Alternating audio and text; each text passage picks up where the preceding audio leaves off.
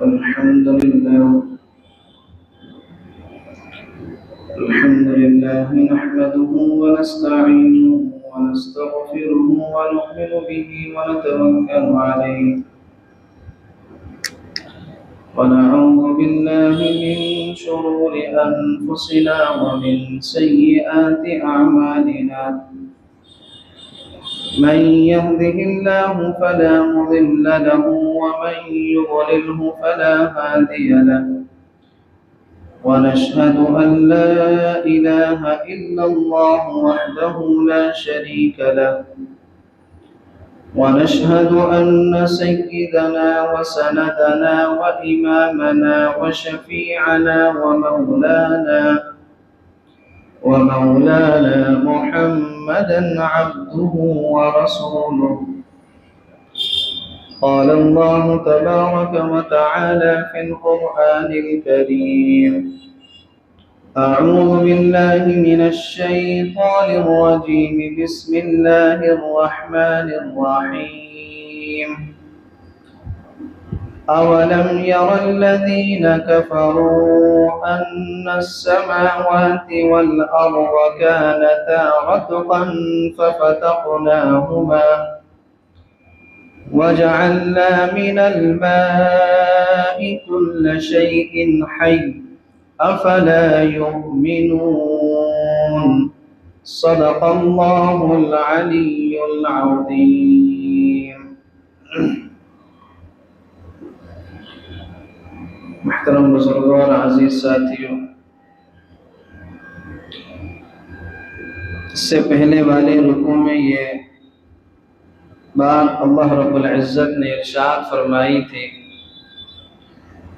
لو كان فيهما آلهة إلا الله لفسدتا، کہ اگر آسمان اور زمین میں چند معبود ہوتے تو آسمان اور زمین کا یہ جو نظام ہے یہ نظام درہم برہم ہو جاتا، ختم ہو جاتا۔ اگر اللہ کے علاوہ کوئی اور معبود ہوتا تو یہ نظام نہیں چل پاتا۔ آسمان اور زمین کے نظام کا قائم رہنا اور صحیح چلنا یہ اس بات کی دلیل ہے کہ اللہ کے سوا کوئی معبود نہیں ہے۔ ہزاروں سال سے نظام بالکل صحیح چل رہا ہے، نہ سورج میں کوئی پریشانی، نہ چاند میں، نہ زمین میں، نہ آسمان میں۔ اس کا مطلب یہ ہے کہ اس کا چلانے والا کون ہے؟ ایک اللہ ہے۔ اب سوال یہ پیدا ہوتا ہے کہ اللہ جو ہے اس نظام کو اتنے زمانے سے چلا رہا ہے تو اس کو تھکن نہیں ہوتی، اس کو نیند نہیں آتی؟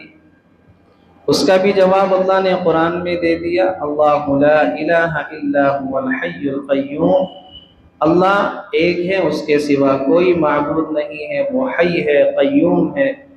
لا تأخذہ سنۃ ولا نوم، اس کو اونگ بھی نہیں آتی، نیند بھی نہیں آتی۔ نیند بعد میں آتی ہے، اونگ پہلے آتی ہے۔ اللہ نے فرمایا نہ اونگ آتی ہے نہ نیند آتی ہے، ہم کیا ہیں؟ اونگ سے بھی پاک ہیں اور نیند سے بھی پاک ہیں۔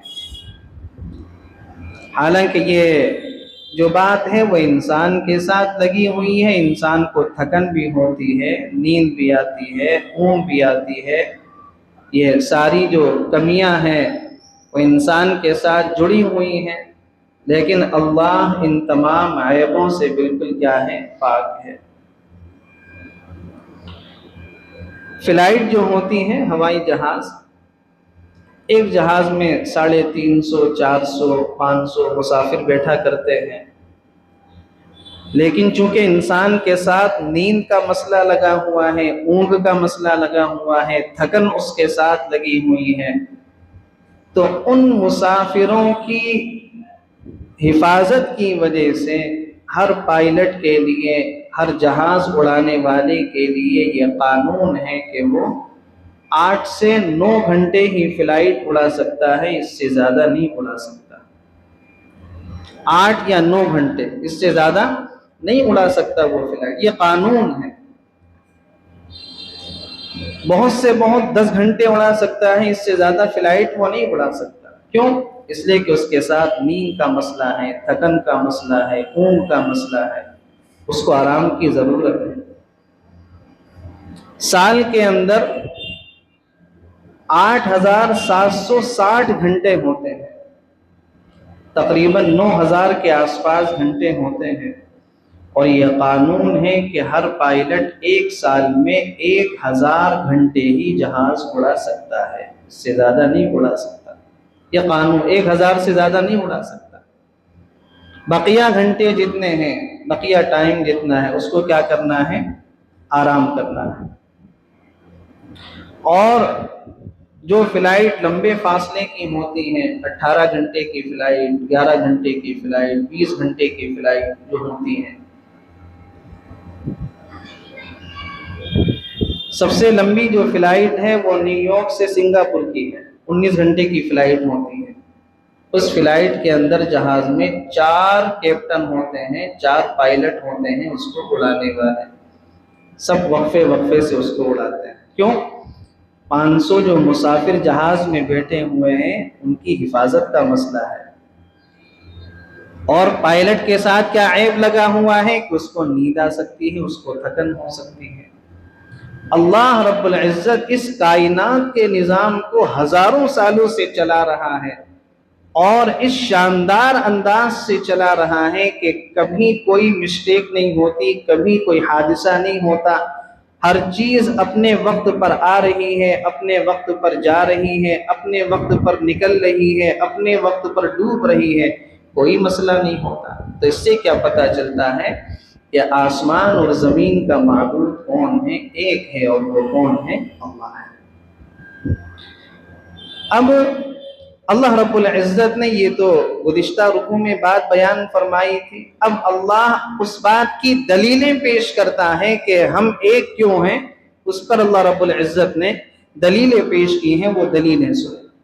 سب سے پہلی دلیل اللہ رب العزت نے دی ہے، اور ان دلیلوں کو سن کر آپ اندازہ لگا سکتے ہیں کہ اللہ کتنا طاقتور ہے، کتنا پاورفل ہے، اور اللہ رب العزت کتنی بڑی قدرت کاملہ پر قادر ہے۔ سب سے پہلی دلیل، اولم یر الذین کفروا ان السماوات والارض کانتا رتقا ففتقناہما، جن لوگوں نے کفر اپنا لیا ہے، کیا انہیں یہ معلوم نہیں ہے کہ سارے آسمان اور زمین بند تھے، ففتقناہما، پھر ہم نے انہیں کھول دیا۔ آسمان اور زمین کیا تھے؟ بند تھے، ہم نے انہیں کھول دیا۔ دو تفسیریں اس کی، تفسیریں تو کتابوں کے اندر بہت ساری ہیں، لیکن دو مشہور جو ہیں وہ میں آپ حضرات کے سامنے پیش کرتا ہوں۔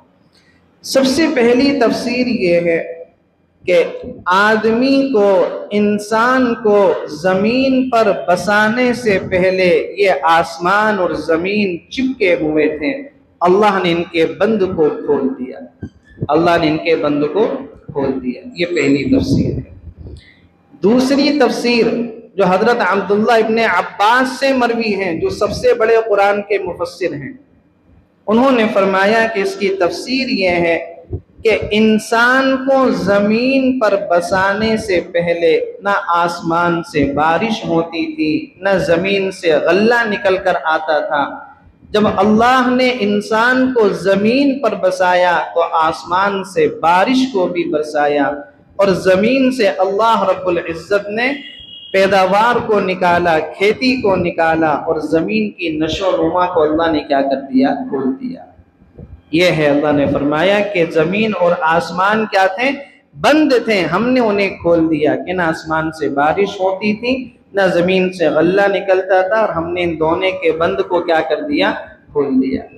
جب بارش نہیں ہوتی ہے تو لوگ کہتے ہیں نا آسمان میں بند لگا ہوا ہے، بارش نہیں ہو رہی، یہ کہتے ہیں نا، یہ بند اللہ نے اس وقت لگا ہوا تھا، اس وقت اللہ نے کھولا جب اللہ نے انسان کو زمین پر بسایا۔ وَجَعَلْنَا مِنَ الْمَاءِ كُلَّ شَيْءٍ حَيٍّ، اور اللہ نے فرمایا کہ پھر ہم نے پانی سے ہر جاندار چیز کو پیدا کیا۔ اللہ نے آسمان سے بارش کو برسایا، بارش زمین پر آئی، پھر پانی سے اللہ نے ہر چیز کو پیدا کیا۔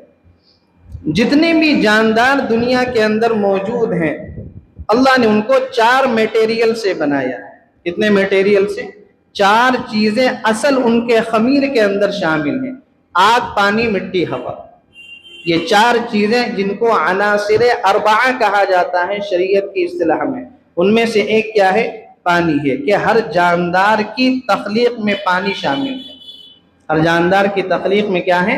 پانی شامل ہے۔ حضرت ابو ہریرہ رضی اللہ عنہ سے روایت ہے، فرماتے ہیں کہ ایک مرتبہ میں اللہ کے نبی کی خدمت میں حاضر ہوا تو میں نے آپ صلی اللہ علیہ وسلم سے فرمایا کہ جب میں آپ کی زیارت کرتا ہوں تو دل باغ باغ ہو جاتا ہے، دل کھل جاتا ہے، خوشی سے بھر جاتا ہے اور آنکھیں ٹھنڈی ہو جاتی ہیں۔ آپ مجھے ہر چیز کے بارے میں بتا دیجیے۔ حضرت ابو ہریرہ نے کیا سوال کیا کہ آپ مجھے ہر شے کے بارے میں بتلا دیجیے۔ اللہ کے نبی علیہ السلام نے فرمایا کہ ہر شے مٹی سے پیدا کی گئی ہے۔ ہر شے کیا ہے؟ مٹی سے پیدا، پانی سے پیدا کی گئی ہے۔ ہر شے کو اللہ نے پانی سے پیدا کیا۔ تو حضرت ابو ہریرہ رضی اللہ عنہ کہتے ہیں کہ میں نے اللہ کے نبی سے یہ کہا کہ مجھے کوئی ایسا عمل بتا دیں کہ جس پر عمل کر کے میں جنت کے اندر داخل ہو جاؤں۔ آپ صلی اللہ علیہ وسلم نے فرمایا افش السلام، سلام کو پھیلاؤ، سلام کو خوب پھیلاؤ، سلام کو عام کرو۔ وَأَطْعِمُ الطَّعَامَ، غریبوں کو کھانا کھلاؤ، محتاجوں کو کھانا کھلاؤ۔ وَصِلِ الْأَرْحَامَ، اور صلہ رحمی کرو، لوگوں کے ساتھ ہمدردی کرو۔ وَقُمْ بِاللَّيْلِ وَالنَّاسُ نِيَامٌ، جب لوگ سو جائیں تو نماز پڑھو، تہجد کی نماز پڑھو۔ کیا ہوگا؟ تدخل الجنت بسلام، تو تم سلامتی کے ساتھ جنت کے اندر داخل ہو جاؤ گے۔ یہ ہے وہ عمل کہ جس کے ذریعے سے تم کیا ہے؟ جنت کے اندر پہنچ جاؤ گے۔ تو اللہ نے فرمایا کہ ہم نے ہر چیز کو کیا ہے؟ پانی سے پیدا کیا ہے، ہر جاندار کو ہم نے پانی سے پیدا کیا۔ افلا یؤمنون، کیا پھر بھی یہ ایمان نہیں لائیں گے؟ دلیل نمبر 3، وَجَعَلْنَا فِي الْأَرْضِ رَوَاسِيَ أَن تَمِيدَ بِهِمْ، اور ہم نے زمین میں جمے ہوئے پہاڑ پیدا کیے، ان تمید بہم، تاکہ وہ انہیں لے کر ہلنے نہ پائیں۔ اللہ نے جب زمین کو پانی پر بچھایا تو زمین ایسے ڈامل ڈول ہو رہی تھی، اللہ رب العزت نے کیا کر دیا؟ پہاڑ کو زمین پر گاڑ دیا۔ والجبال اوتادا، ہم نے پہاڑ کو میخیں بنایا۔ میخ کو اگر آپ اس کے اندر دیوار میں گاڑ دیں کیسے مضبوطی کے ساتھ گڑ جاتی ہے، اللہ نے پہاڑ کو بھی کیا بنایا؟ میخیں بنایا۔ زمین پر جب اللہ نے پہاڑ کو گاڑ دیا تو زمین نے اس طریقے سے یہ ڈامل ڈول ہونا کیا کر دیا؟ بند کر دیا۔ اگر اللہ پہاڑوں کو زمین پر نہ گاڑتا اور یہ زمین اس طریقے سے ہلتی ہوئی ہوتی، جن علاقوں میں زلزلے آتے ہیں، کہاں پر کہیں پر 5 پوائنٹ کچھ، کہاں پر 6 پوائنٹ، سب سے بڑا جو زلزلہ وہ 7 پوائنٹ یا 8 پوائنٹ کچھ ہوتا ہے، بلڈنگیں کی بلڈنگیں صاف ہو جاتی ہیں، تاش کے پتوں کی طرح بکھر جاتی ہیں، آدمی حواس باختہ ہو کر گھر سے باہر نکل جاتا ہے، نہ کپڑوں کا پتہ، نہ بچوں کا پتہ، نہ موبائل کا پتہ، نہ مال و دولت کا پتہ، گھر سے باہر بھاگ جاتا ہے کہ میری جان بچ جائے۔ یہ وہ ہیں کہ جب معمولی سی حرکت اللہ دیتا ہے تو لوگوں کے حواس باختہ ہو جاتے ہیں۔ اور اگر پہاڑوں کو زمین پر نہ گاڑتا اور یہ زمین اس طریقے سے ہلتی تو آدمی کیسے مکان بناتا، کیسے فیکٹری بناتا، کیسے زمین پر چلتا، اور کیسے زمین میں آدمی کھیتی باڑی کرتا۔ تو اللہ نے پہاڑوں کو زمین میں گاڑا تاکہ تم زمین پر چل سکو، کام کاج کر سکو، تجارت کر سکو، عبادت کر سکو۔ یہ اللہ کی کیا ہے؟ نعمت ہے۔ یہ اللہ کی کیا ہے؟ نعمت ہے۔ تو وَجَعَلْنَا فِي الْأَرْضِ رَوَاسِيَ أَن تَمِيدَ بِهِمْ، تو یہ جو پہاڑ ہیں گویا زمین کا توازن برابر رکھنے کا کام کر رہے ہیں کہ ایسا نہ ہو کہ زمین ایک طرف کو بالکل جھک جائے۔ اس کا توازن برقرار رکھنے کے لیے اللہ نے کیا گاڑ دیا؟ پہاڑوں کو بنایا۔ ان تمید بہم، اور سب سے پہلا پہاڑ جو اللہ نے بنایا ہے وہ کون سا ہے؟ جب اللہ پہاڑوں کو زمین پر گاڑ رہا تھا سب سے پہلا پہاڑ اللہ نے کون سا بنایا؟ جبل ابو قبیس۔ کون سا پہاڑ تھا؟ جبل ابو قبیس۔ جو काबतुल्लाह के दरवाजे के बिल्कुल सामने था, और अब तो उस पहाड़ के नीचे हुकूमत ने सुरंगें निकाल दी हैं और वो सुरंगें मिना तक जाती हैं। वो है जबल अबू कुबैस, जो अल्लाह ने सबसे पहले पहाड़ों के सिलसिले में बनाया था। आज भी उसका कुछ हिस्सा मक्के के अंदर मौजूद है। अंतमीद बिहिम, ताकि ये जमीन क्या है, हिलने ना पाए। वजअलना फीहा फिजाजन सुबुलन लअल्लहुम यहतदून, और उसमें हमने चौड़े चौड़े रास्ते बनाए हैं ताकि वो मंजिल तक पहुंच सके। अरब के अंदर एक पहाड़ों का लंबा सिलसिला है, हर तरफ पहाड़ ही पहाड़ है, पहाड़ ही पहाड़ है। उन पहाड़ों में अल्लाह ने तुम्हारे लिए कुशादा रास्ते निकाले ताकि तुम मंजिल तक पहुंच जाओ। ये अल्लाह की क्या है, नेमत है। अल्लाह की क्या है, नेमत है। और कुशादा रास्ते की कदर उस वक्त मालूम होती है जब आदमी को तंग रास्तों से क्या है, वास्ता पड़ा हो। तंग रास्तों की वजह से जनाजे में जाना था, जनाजे में शरीक नहीं हो पाया। शादी में शिरकत करनी थी, जाम में फंस गया, शादी में शिरकत नहीं कर पाया। ऑफिस जाना था, जाम में घिर गया, तंग रास्ते थे तो ऑफिस नहीं पहुंच पाया, वक्त से घर नहीं पहुंच पाया। तो कुशादा रास्तों की कदर आदमी को तब मालूम होती है जब उसने तंग रास्तों में जिंदगी गुजारी है। और एक रास्तों का कुशादा हो जाना, चौड़े चौड़े रास्ते होना, ये क्या है, अल्लाह की नेमत है। अल्लाह की क्या है, नेमत है। वरना जिन इलाकों में रास्ते तंग हैं, हर वक्त रश है, जाम लगा हुआ है, उनसे पूछें जिंदगी कितनी अजीरन उनकी बनी हुई है। सबसे रश वाले जो शहर हैं पूरी दुनिया के अंदर, उसमें दो नाम आते हैं। एक तो मेक्सिको सिटी है, सबसे ज्यादा जाम वहां पर रहता है। एक आपका बेंगलोर है। बेंगलोर के जाम को तो हमने भी बहुत भुगता है, बड़ा जाम रहता है, आदमी वक्त पर नहीं पहुंच पाता। ये दो सिटी ऐसी हैं पूरी दुनिया के अंदर कि यहाँ पर सबसे ज्यादा जाम रहता है। और अरब मुल्कों में आप चले जाएं तो लंबे चौड़े कुशादा रास्ते बने हुए हैं, जाम का कहीं से कहीं तक पता ही नहीं है। तो अल्लाह ने जो कुशादा रास्ते बनाए हैं, ये क्या है, अल्लाह की नेमत है। अल्लाह की क्या है, नेमत है। और क्यों बनाए, लअल्लहुम यहतदून, ताकि तुम मंजिल तक पहुंच जाओ, ताकि तुम मंजिल तक पहुंच जाओ। वजअलना अस्समाअ सक़फ़न महफूज़ा, और हमने आसमान को एक महफूज छत बना दिया है। हमने आसमान को एक महफूज छत बना दिया है। कितनी महफूज है आसमान की छत। दुनिया के अंदर अगर हम कोई लिंटर डालें, छत बनाएं, बगैर सुतून के, बगैर दीवार के उसको कायम नहीं रख सकते। बगैर सुतून और दीवार के कायम रखना बड़ा मुश्किल है। और अल्लाह रब्बुल इज्जत ने इतनी बड़ी छत को बगैर सुतून के बना दिया, कोई दीवार का सहारा नहीं। ये क्या है, ये अल्लाह की कुदरत की निशानी है। अल्लाह की कुदरत की निशानी है। और आसमान की जो छत है, जलजले जमीन में कितने आते रहे उसको कोई फर्क नहीं पड़ता। जमीन में कुछ भी होता रहे, आसमान की छत को कोई फर्क नहीं पड़ता। वरना दुनिया के अंदर जो बड़ी बड़ी इमारतें होती हैं जिसमें सुकून कम होते हैं, तो वो तो जलजलों में ताश के पत्तों की तरह बिखर जाती हैं। आसमान की छत को कुछ नहीं होता। दुनिया की सबसे बड़ी छत जो बगैर सुकून की है वो जद्दा सुपर डोम है। अभी हाल फिलहाल में तामीर हुआ जद्दा सुपर डोम, सबसे बड़ी छत है दुनिया के अंदर जिसको बगैर सुकून के बनाया गया है। और Guinness book of world record के अंदर उसको दर्ज किया गया है कि ये छत जो है दुनिया की ऐसी सबसे बड़ी छत है जिसको बगैर सुकून के कायम किया गया है। इस छत का जो कतर है, यानी इसकी जो घेराव है वो 690 फीट का है। कितना? कुल 690 फीट। और जितना जमीन का हिस्सा इस जद्दा सुपर डोम ने घेर रखा है, उसका जो हिसाब है वो 34,636 मुरब्बा मीटर है। कुल 34,636 मुरब्बा मीटर का जो हिस्सा है ये जद्दा सुपर डोम ने क्या है, घेर रखा है। और इसकी जो ऊंचाई है वो कुल 46 मीटर है। जमीन से जद्दा सुपर डोम की जो ऊंचाई है कितनी है? कुल 46 मीटर है।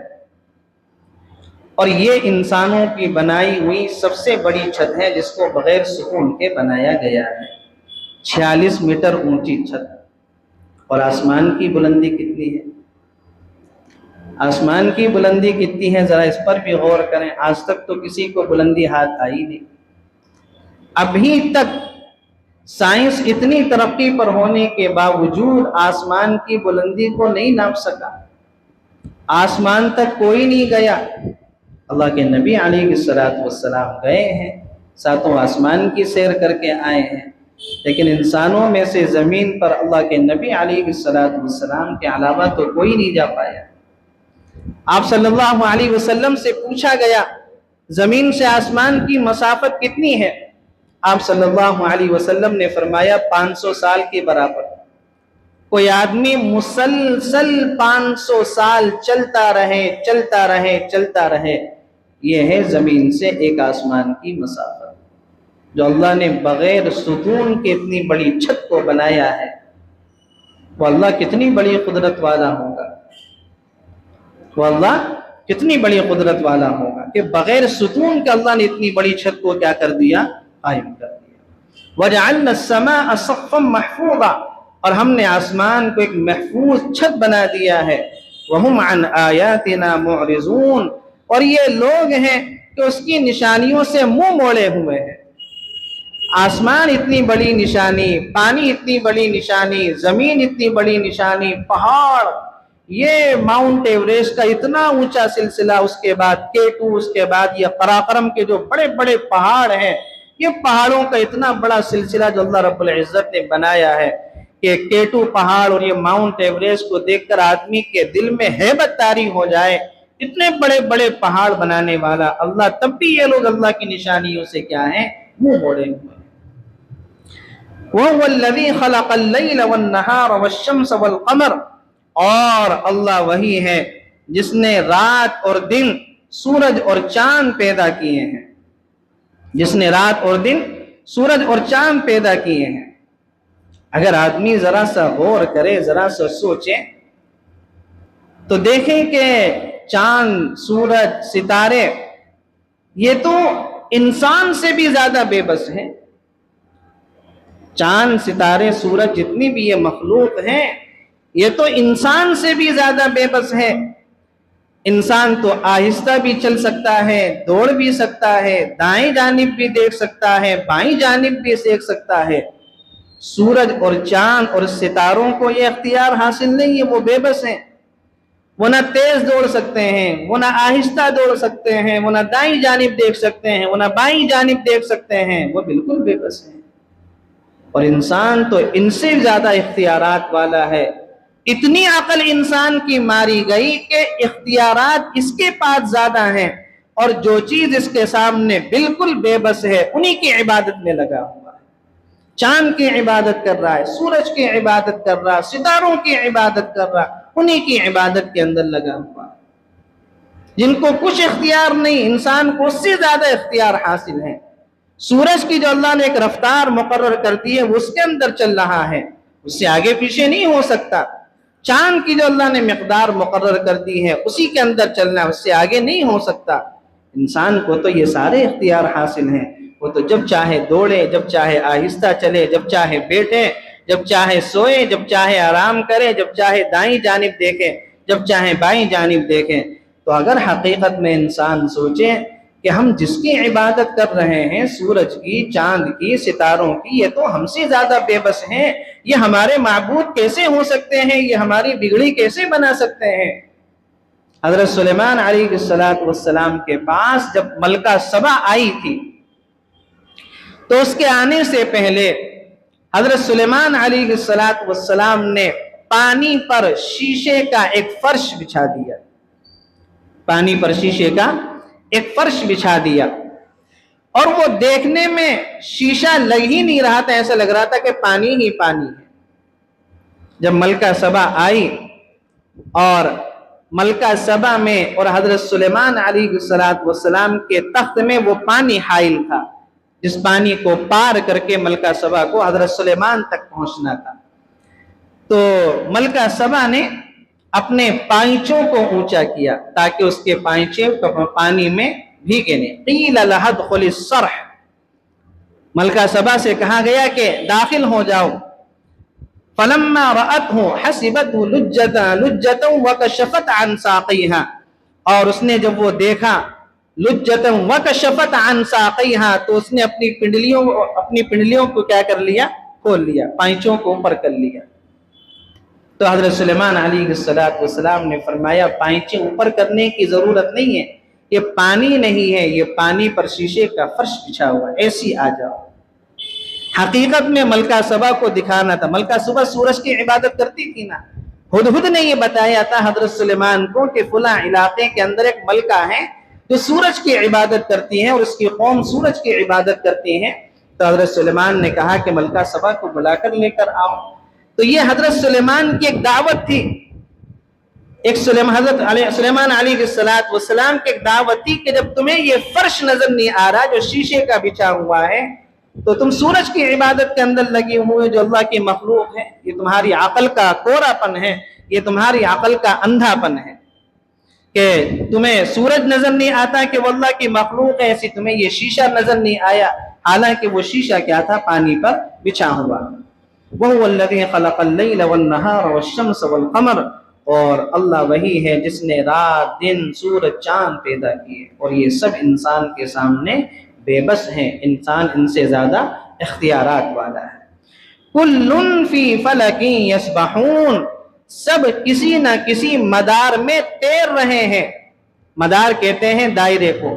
سورج کو اللہ نے ایک روٹ دے دیا ہے، چاند کو ایک روٹ دے دیا ہے، سیاروں کو ایک روٹ دے دیا، تمہیں اس روٹ میں چلنا ہے، اس روٹ سے ادھر ادھر نہیں ہونا ہے۔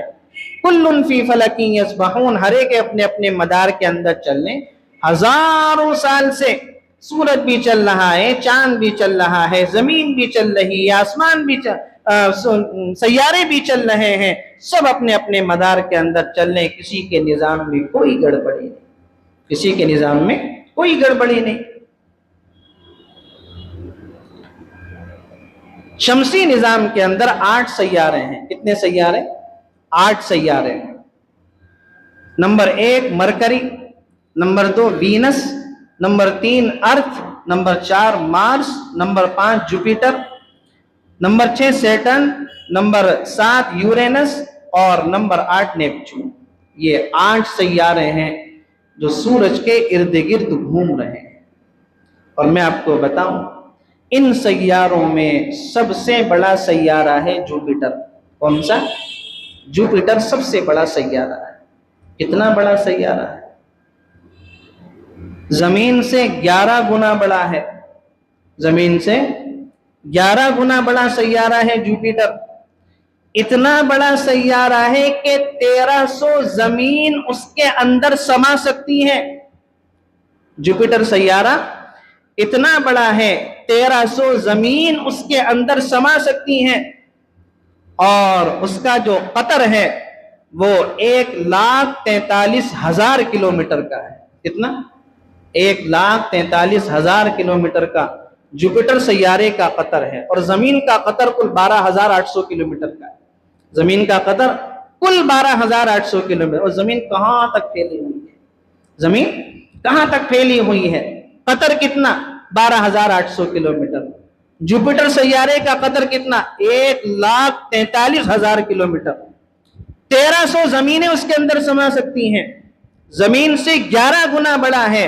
اتنا بڑا سیارہ سورج کے ارد گرد گھوم رہا ہے، اللہ اس کو گھما رہا ہے، ہزاروں سال سے گھوم رہا ہے، کبھی کوئی ٹکر نہیں ہوتی، کبھی کوئی گڑبڑ نہیں ہوتی۔ اتنا بڑا اللہ ہے، اتنی بڑی قدرت والا ہے اللہ کہ زمین سے 11 گنا بڑا سیارے کو، اور یہ تو صرف میں جوپیٹر کی بات کر، اس کے علاوہ جو مرکری ہے، مارس ہے، وینس ہے، نیپچون، یہ اور سیارے، یہ بڑے بڑے سیارے ہیں، یہ سب گھوم رہے ہیں، کوئی کسی سے نہیں ٹکراتا، ہر ایک اپنے دائرے کے اندر چل رہا ہے۔ وہ کہتے ہیں نا یہ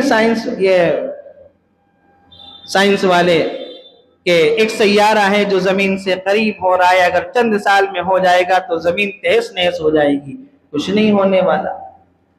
یہ تو جب اللہ تہس نہس کرنا چاہے گا تو تب ہوگا، ان سے پہلے کچھ نہیں ہو سکتا، کچھ نہیں ہو سکتا۔ ہزاروں سال سے چل رہے ہیں، جب تک اللہ چاہے گا ایسی چلتے رہیں گے، اور جب آئے گی قیامت، القارعۃ ما القارعۃ وما ادراک ما القارعۃ اذا الشمس کورت اذا السماء انفطرت، اور یہ جو سب ہوگا اللہ رب العزت سب کو تہس نہس کر کے رکھ دے. تو اللہ وہ ہے جو ان تمام چیزوں کو چلا رہا ہے، ہزاروں سال سے چلا رہا ہے، اور سب اپنے اپنے مدار میں اپنے اپنے روٹ پر چل رہے ہیں، کوئی کسی سے نہیں ٹکراتا. کل فی فلک یسبحون، سب کسی نہ کسی مدار میں تیر رہے ہیں. وما جعلنا لبشر من قبلک الخلد، اور اے پیغمبر تم سے پہلے بھی ہمیشہ زندہ رہنا ہم نے کسی کے لیے طے نہیں کیا تھا. افإن مت فهم الخالدون، چنانچہ اگر تمہارا انتقال ہو گیا تو کیا یہ لوگ ایسے ہیں جو ہمیشہ زندہ رہیں؟ واقعہ یہ ہے جب اللہ نے حضرت عزیر علیہ السلام کی، حضرت ابراہیم کی، حضرت عیسیٰ کے بارے میں بتایا یہ اللہ کے بندے ہیں، اس کے رسول ہیں، یہ معبود نہیں ہے، خدا نہیں ہے، جیسا کہ عیسائی کہتے ہیں کہ حضرت عیسیٰ خدا ہیں، یہود کہتے ہیں حضرت عزیر خدا ہیں.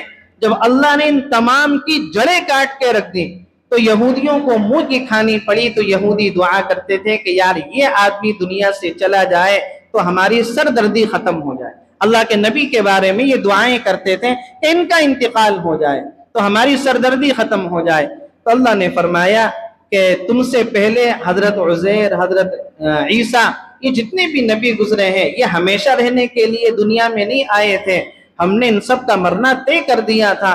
اور اگر آپ کا انتقال ہو جائے اور یہ جو آپ کے مرنے کی تمنائیں کر رہے یہ بھی ہمیشہ نہیں رہیں گے، ان کو بھی جانا ہے، سب جائیں گے، سب جائیں گے. فرشتے بھی ختم ہوں گے، جنات بھی ختم ہوں گے، انسان بھی ختم ہوں گے. کون رہے گا؟ وَيَبْقَى وَجْهُ رَبِّكَ ذُو الْجَلَالِ وَالْإِكْرَامِ، اللہ رب العزت کی ذات باقی رہے گی، سب ختم ہو جائیں گے. موت کو بھی موت آ جائے گی، سارے فرشتوں کو اللہ رب العزت ختم کر کے رکھ دے گا. تو یہ جو آپ کی تمنائیں کر رہے ہیں اللہ نے فرمایا ان کو بھی جانا ہے، یہ بھی نہیں بچیں گے. کل نفس ذائقۃ الموت، ہر جاندار کو موت کا مزہ چکھنا ہے، ہر جاندار کو موت کا مزہ چکھنا ہے. اب موت کا جو مزہ ہے وہ حدیث شریف کے اندر آتا ہے کہ بعض کے لیے تو ایسا ہے، نیک لوگوں کے لیے ایسا ہے جیسے ان کو کوئی کانٹا چبھ گیا ہو، یہ نیک لوگوں کے لیے موت کا ذائقہ ہے. اور جو برے لوگ ہیں ان کے لیے کیا ہے؟ اللہ کے نبی نے پوچھا ملک الموت سے کہ جب تم روح کھینچتے ہو تو کیا ہوتا ہے؟ ہمیں کہ جب برا آدمی ہوتا ہے اس کی روح کھینچنے کا منظر ایسے ہوتا ہے جیسے ایک جگہ پر کانٹوں کا ڈھیر لگا ہوا ہے اور ریشم کے کپڑے کو اس پر ڈالا جائے اور اس کو کھینچا جائے تو اس کے تار تار بکھر جاتے ہیں. جب ہم برے لوگ کی روح کو اس کے جسم سے کھینچتے ہیں تو ایسے ہی اس کے تار تار بکھر جاتی. یہ ہے موت کا ذائقہ. نیک آدمی کے لیے جیسے کانٹا چبھو دیا، برے آدمی کے لیے جیسے اس کے جسم کا تار تار جدا کر دیا ہو. شیخ فرید الدین عطار رحمت اللہ علیہ کے بارے میں آتا ہے ان کی عطر کی دکان تھی، عطر بیچا کرتے تھے، بہت بڑے عطر فروش تھے. تو ایک مرتبہ دکان میں بیٹھے ہوئے تھے، ایک فقیر ملنگ مانگنے والا آیا اور ان کی شیشیوں کو غور سے دیکھنے لگا، عطر کی شیشیوں کو. اور بہت دیر ہو گئی دیکھتے دیکھتے. تو شیخ فرید الدین نے کہا کہ کیا دیکھ رہے ہیں، اس سے پہلے کبھی نہیں دیکھے. تو اس ملنگ آدمی نے کہا دیکھ رہا ہوں اتنی عطر کی شیشیاں تیری دکان کے اندر موجود ہیں، تیری جان کیسے نکلے گی؟ تیری جان تو ان شیشیوں میں اٹکی ہوئی ہے. بڑا کاروبار تھا، اچھا کاروبار تھا کہ تیری جان تو ان شیشیوں میں اٹکی ہوئی، تیری اتنی شیشیوں میں سے جان کیسے نکلے گی؟ تو شیخ فرید الدین عطار اس وقت تک صحیح راستے پر نہیں آئے تھے. غصے میں کہہ دیا جیسے تیری جان نکلے گی ویسے میری بھی نکل جائے گی. تو اس ملنگ نے کہا میری جان تو دیکھ ایسے نکلے گی. وہ جو اس کے ہاتھ میں مانگنے والا کٹورا تھا وہ اس نے وہیں سڑک پر اپنے سر کے نیچے رکھا، اس نے دایاں ہاتھ اپنے گال کے نیچے رکھا اور سو گیا. تھوڑی دیر کے بعد دیکھا تو اس کی روح قبض ہو چکی تھی، اس کی روح قبض ہو چکی تھی کہ دیکھ میری جان تو ایسے نکلے گی اتنی آسانی کے ساتھ. تو شیخ فرید الدین عطار پر اس واقعے کا بڑا صدمہ ہوا، سب کچھ چھوڑ چھاڑ کر پھر اس راستے پر آ گئے اور پھر اللہ رب العزت نے ان کو بہت بڑا ولی بنایا. تو یہ ہے موت کا ذائقہ. کسی کے لیے کچھ بھی نہیں ہے اور بعض کے لیے ایسے ہے کہ جسم کی جان نکل جاتی ہے. اللہ تعالی ہم سب کو موت کی سختی سے حفاظت فرمائے. وَنَبْلُوكُمْ بِالشَّرِّ وَالْخَيْرِ فِتْنَةً، اور ہر جاندار کو موت کا مزہ چکھنا ہے اور ہم تمہیں آزمانے کے لیے بری بھلی حالتوں میں مبتلا کرتے ہیں. انسان کو آزمانے کے لیے بری حالت میں مبتلا کرتے ہیں، اچھی حالت میں مبتلا کرتے ہیں. اچھا، حضرت فاروق اعظم رضی اللہ عنہ فرمایا کرتے تھے کہ جب ہم پر تنگیاں تھیں اس وقت ہم نے صبر کیا، وہ صبر ہمارے کرنے کے لیے کیا تھا؟ آسان تھا. لیکن جب ہم پر نعمتوں کے دروازے کھلے کہ روم بھی فتح ہو گیا، فارس بھی فتح ہو گیا، قیصر بھی فتح ہو گیا، کسرا بھی فتح ہو گیا، جب آسائشیں آ گئی پھر ہمارے لیے صبر کرنا کیا ہو گیا؟ مشکل ہو گیا. اور اسی لیے ایک بزرگ نے کہا ہے کہ جب آدمی پر مصیبت آتی ہے، مصیبت میں صبر کرنا آسان ہے، لیکن جب اس پر چاروں طرف سے نعمتیں برستی ہیں، چاروں طرف سے پیسے کی بھرمار ہوتی ہے، اس حالت میں شکر کرنا سب سے بڑا مشکل کام ہوتا ہے. اچھی حالت میں شکر کرنا بڑا مشکل کام ہے، تنگی کی حالت میں صبر کرنا بڑا آسان کام ہے. اس لیے اللہ رب العزت سے دعا بھی کیا کریں، اور اللہ جس حال میں رکھیں اس حال میں اللہ کا صبر بھی کریں اور اللہ کے لیے شکر بھی کیا کریں. وَإِلَيْنَا تُرْجَعُونَ، اور تم سب کو ہمارے پاس کیا ہے؟ پلٹ کر آنا ہے، تم سب ہمارے پاس لوٹائے جاؤ گے. اچھا، صبر کرنا، حدیث شریف کے اندر آتا ہے کہ فرشتے جب کسی آدمی کے بیٹے کی روح قبض کرتے ہیں، کسی کا چھوٹا بیٹا یا بڑا بیٹا یا جوان بیٹا انتقال کر جائے، فرمایا کہ جب فرشتے کسی کے بیٹے کی روح قبض کرتے ہیں تو اللہ فرشتوں سے پوچھتے ہیں کہ جب تم نے میرے بندے کے بیٹے کی روح کو قبض کیا تھا تو میرے بندے نے کیا کہا تھا؟ میرے بندے نے کیا کہا تھا؟ تو فرشتے کہتے ہیں کہ اس بندے نے کچھ نہیں کہا، بس اس نے کہا انا للہ و انا الیہ راجعون الحمدللہ علی کل حال. یہ الفاظ پڑھے تو اللہ رب العزت فرماتے ہیں اس بندے کے لیے جنت کے اندر ایک محل بناؤ اور اس محل کا نام رکھو بیت الحمد، تعریف کا گھر. کیوں؟ اس لیے کہ اس پر مصیبت پہنچی، تکلیف پہنچی، اس نے صبر کیا، اس نے میری تعریف کی. الحمدللہ علی کل حال، ہر حال میں اللہ تعالیٰ کا شکر ہے، اللہ کی تعریف ہے. تو اللہ نے فرمایا اس کے لیے جنت میں محل بناؤ اور اس کا نام کیا رکھو؟ بیت الحمد اس کا نام رکھو. تو مصیبت پر صبر کرنے سے اللہ کی طرف سے اجر سے نوازا جاتا ہے. وَإِذَا رَآكَ الَّذِينَ كَفَرُوا إِن يَتَّخِذُونَكَ إِلَّا هُزُوًا، اور جن لوگوں نے کفر اپنا رکھا ہے وہ جب تمہیں دیکھتے ہیں تو اس کے سوا ان کا کوئی کام نہیں ہوتا کہ وہ تمہارا مذاق اڑانے لگتے ہیں اور کہتے ہیں کیا یہی صاحب ہیں جو تمہارے خداؤں کا ذکر کیا کرتے ہیں، یعنی یہ کہتے ہیں کہ ان کی کوئی حقیقت نہیں ہے.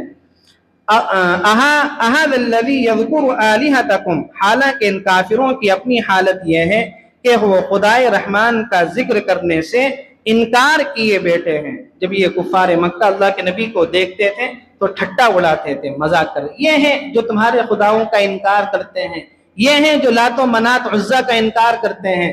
اللہ رب العزت نے فرمایا کہ گھبرانے کی ضرورت نہیں ہے.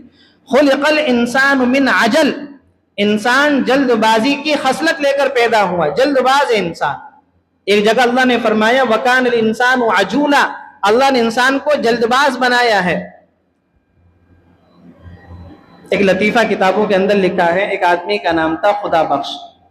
کیا نام تھا؟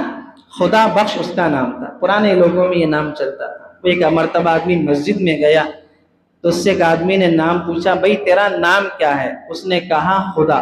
اس نے لاٹھی ماری اس کے سر پر دے کر، بخش اس نے کینی نہیں دیا. اس بندے کو خدا بخش کے بعد، خدا کے بعد جو بخش آئے گا، بخش کینی نہیں دیا. اس نے اتنی جلد بازی میں اس کے سر پر لاٹھی ماری، کہا کہ خدا بنا پھرتا ہے اپنے آپ. اب نام تو پورا لینے دے کم سے کم. خدا بخش اس کا نام تھا. وَكَانَ الْإِنسَانُ عَجُولًا، یہ ہے انسان جلد باز، جلد بازی میں فیصلہ کرتا ہے. کوئی کام اگر کرتا ہے تو سوچتا ہے کہ بس اللہ کی طرف سے جلدی جلدی سب کچھ ہو جائے اور جلدی جلدی پیسہ ملنے لگے. تھوڑے دن وظیفہ پڑے گا تو اس نیت سے پڑے گا کہ بس جلدی سے کہیں سے بھرا، نوٹوں سے بھرا ہوا سوٹ کیس کہیں سے بس مل جائے. ہر معاملے میں اس کو جلدی ہے کہ بس جلدی سے کہ ایک میں کیا ہے، میرا کام ہو جانا چاہیے. تو اللہ نے فرمایا کہ انسان جو ہے وہ جلد بازی کی خصلت ہی لے کر کیا ہے، پیدا ہوا ہے. اور ایک بات بھی تفسیر ابن کثیر کے اندر لکھی ہے، اب وہ سند کے اعتبار سے کیسی ہے کہ جب حضرت آدم علیہ السلام کے اندر اللہ نے روح ڈالی تو سب سے پہلے یہ دماغ میں، آنکھوں میں، زبان میں یہ روح ڈلی نا، تو حضرت آدم علیہ السلام جب تک 40 سال تک تو پتلا بنے پڑے رہے تھے، اس کے اندر روح نہیں ڈلی تھی، تب تک تو کوئی بات نہیں تھی. لیکن جب اتنے حصے کی روح ڈلنے لگی تو حضرت آدم فرشتوں سے کہنے لگے سارے جسم کی روح مغرب سے پہلے پہلے ڈال دینا، سارے جسم کی روح مغرب سے پہلے پہلے ڈال دینا. جب پتلے میں پڑے، پتلے کی حالت میں پڑے تھے اور 40 سال سے پڑے تھے تو کوئی بات نہیں تھی، لیکن جو اتنے حصے کی روح پڑ گئی تو فرشتے سے کہہ رہے ہیں کہ مغرب سے پہلے پہلے باقی جسم کی بھی روح ڈال دینا. یہ تفسیر ابن کثیر کے اندر لکھا ہے.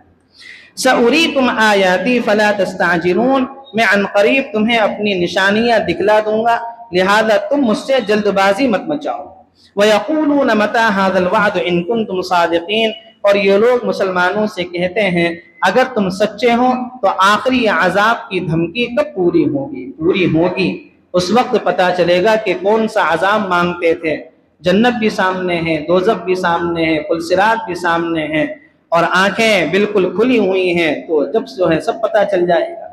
لو يعلم الذين كفروا حين لا يكفون عن وجوههم النار ولا عن ظهورهم ولا هم ينصرون، کاش ان کو اس وقت کی کچھ خبر لگ جاتی جب یہ نہ اپنے چہروں سے آگ کو دور کر سکیں گے، نہ اپنی پشتوں سے آگ کو دور کر سکیں گے، اور نہ ان کو کوئی مدد میسر آئے گی، اور ان کو کوئی مدد نہیں ملے گی. بل تأتیہم بغتۃ فتبہتہم فلا یستطیعون ردھا ولا هم ينظرون، بلکہ وہ آگ ان کے پاس ایک دم آ دھمکے گی اور ان کے ہوش و حواس گم کر کے رکھ دے گی، پھر نہ یہ اسے پیچھے ہٹا سکیں گے اور نہ انہیں کوئی مہلت دی جائے گی. وَلَقَدِ اسْتُهْزِئَ بِرُسُلٍ مِّن قَبْلِكَ فَحَاقَ بِالَّذِينَ سَخِرُوا مِنْهُمْ مَا كَانُوا بِهِ يَسْتَهْزِئُونَ، اور اے پیغمبر تم سے پہلے بھی پیغمبروں کا مذاق اڑایا گیا تھا، پھر ان کا مذاق بنانے والوں کو اسی چیز نے آ گھیرا جس کا وہ مذاق اڑایا کرتے تھے. یہ آپ کا مذاق اڑاتے ہیں، آپ سے پہلے حضرت موسیٰ کا، حضرت ابراہیم کا، حضرت عیسیٰ کا مذاق اڑایا، اور ان مذاق بنانے والوں کو اس نے گھیرا. کس نے؟ جس کا یہ مذاق اڑایا کرتے تھے، آخرت کے عذاب کا. کہاں ہے قیامت؟ لے کر آؤ.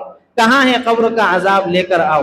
اللہ نے فرمایا کہ جس چیز کا یہ مذاق اڑایا کرتے تھے پھر ان کو اسی چیز نے گھیر لیا. تو یہ مضمون اللہ رب العزت نے اس آیت کے اندر بیان کیا، اپنی نشانیاں بیان کی ہیں، سورج کی، چاند کی، سیاروں کی، پانی کی، پہاڑ کی، یہ تمام نشانیاں اللہ رب العزت نے بیان کی ہیں کہ نشانیوں کے بعد بھی تم سورج چاند کو معبود بنائے ہوئے ہو، جانوروں کو معبود بنائے ہوئے ہو، یہ کیا ہے؟ عقل کی کمی کی بات ہے. اللہ تعالیٰ سے دعا ہے کہنے سننے سے زیادہ عمل کی توفیق نصیب فرمائے، اور اللہ تعالیٰ ہم سب کو مرتے دم تک توحید پر قائم اور دائم فرمائے. وآخر دعوانا الحمدللہ.